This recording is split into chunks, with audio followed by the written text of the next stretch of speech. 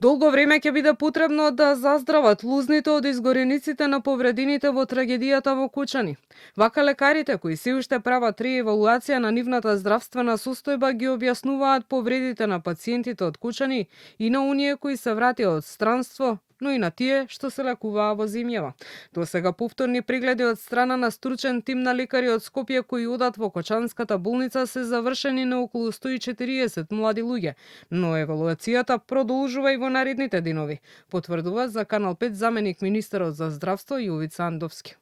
Во изминатиот период, во изминатите 3 дена, тим од 6 специјалисти доктори од клинички од различни специјалности од клинички центар Мајка Тереза од Скопје беа во Кочани, права евалуација на повредените пациенти од децата од Кочани и досега имаат прегледано и евалуирано околу 140, поточно 139 пациенти од повредените. Околу 20 деца од различни причини не можеа да се јават на евалуацијата, но во периодот кој што следи скоординирани сме со тимот на доктори, очекуваме следната недела и тие да бидат прегледани и да се изврши евалуација на тие повредени.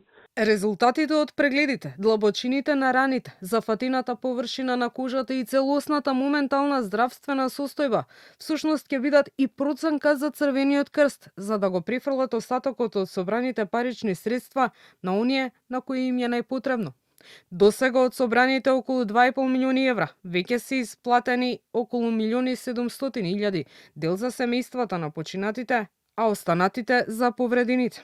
Во моментот на сметката имаме 46 милиони и 400.000 денари и овие средства секако ќе заминат на трансакцијските сметки на лицата на кои што тие средства им се најпотребни.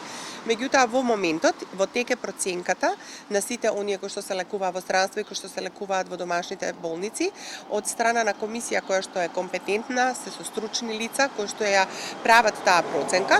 Од платформата Сопорт Кочани, чии волонтери комуницираат директно со повредените, велат дека до нив периодот најмногу се обраќаат за медицински помагала, односно липенки за изгорениците и компресивни ракавици.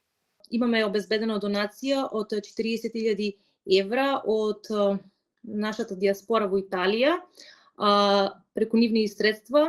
Веќе е набавена компресивната облека и очекуваме веќе наредниве неколку недели да биде пристигната во државата.